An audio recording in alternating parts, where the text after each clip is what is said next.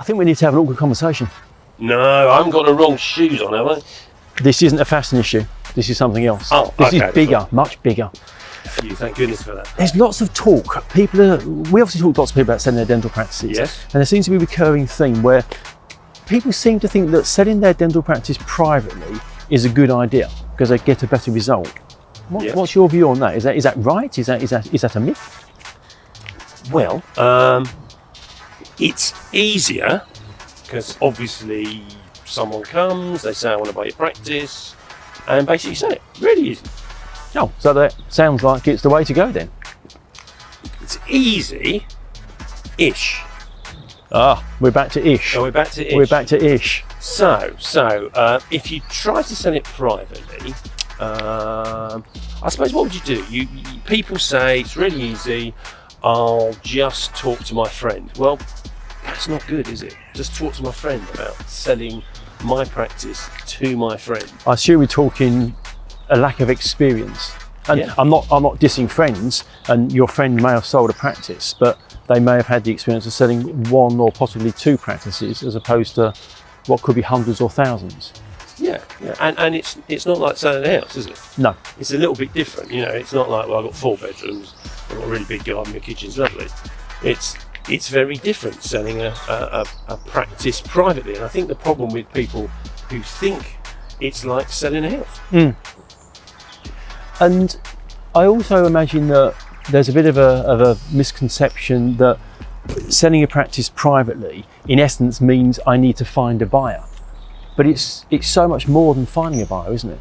If you're selling it privately, what that really means is you need to control, manage, and be responsible for the end-to-end process. And that's from making sure that the value is right, to finding a buyer, to getting them to commit, to managing the legal relationship, to make sure that the lawyers are doing what they need to be doing, and getting it all the way through to completion, isn't it? It's not just as simple as finding a buyer. It's not just getting someone who says, I'll pay you X pounds for your practice. I mean, you think about that one, the guy who decided he was going to sell his practice privately. He put an advert. Do you remember that one? Oh yes, online? Years ago I remember it. So he put an advert out. He created a specific email address for people to reply to, put the advert live, went into his surgery, came out at lunchtime, and he got a message saying his inbox was full. And he couldn't understand why. And he had so many inquiries. And how do you field those inquiries? And also from a confidentiality point of view, what do you give them? What information do you give them? Yeah, so do you want all your accounts with all your personal information going to anyone who has sort of said, I'd be interested in your practice? I'm pretty sure the answer is you don't. Well, I guess you don't know their motivation for asking for it. Okay, they might be a genuine potential purchaser. They might be your local competition. They might be somebody who's just trying to get improved ideas of how to improve their performance. You never quite know what's sitting behind the scenes. And when you think about that, that's before you've even really started, all you've done is flagged up you might want to sell your practice.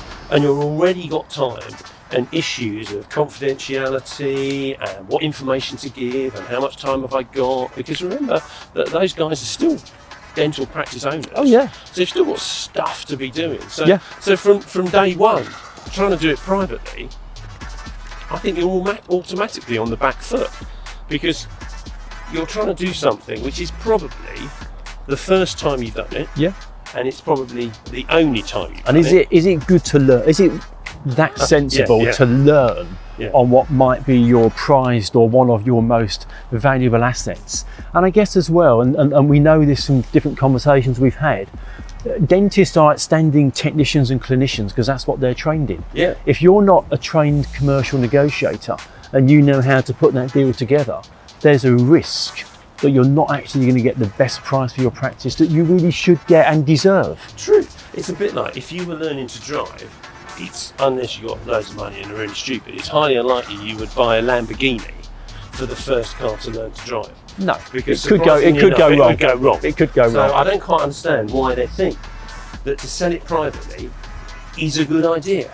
I mean, because not only have we got the thing with the time, but as you say, how do you decide the value on that? Yeah.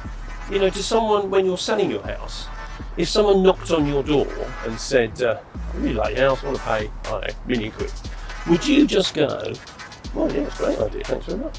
You're going to check, surely, aren't you? Well, you would have thought And so. I think there's also a secondary issue, isn't there, that you're also somebody who owns and runs a dental practice. That's what you do. So you're a dentist and you're owning and running a practice, and then suddenly you've now got this extra job to do. So Yeah. you need to fit that in addition to everything else that you're doing, which just seems so much to do. Well, and the amount of money you're potentially going to lose. Yeah. And also, you know, even if you don't think about the money, because you're not sanity checking the value that someone else has sort of told you is a good value, you also get into this thing, don't you, that with a private sale, I mean, you talk to the lawyers that we deal with and the finance guys that we deal with, the highest abort rates are in private sales. Yeah.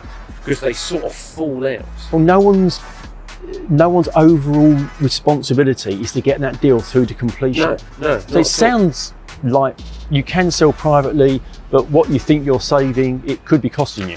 I think it's the classic with everything is, whilst on one hand you think it's easy and cheap, and never good bedfellas with good value and best value.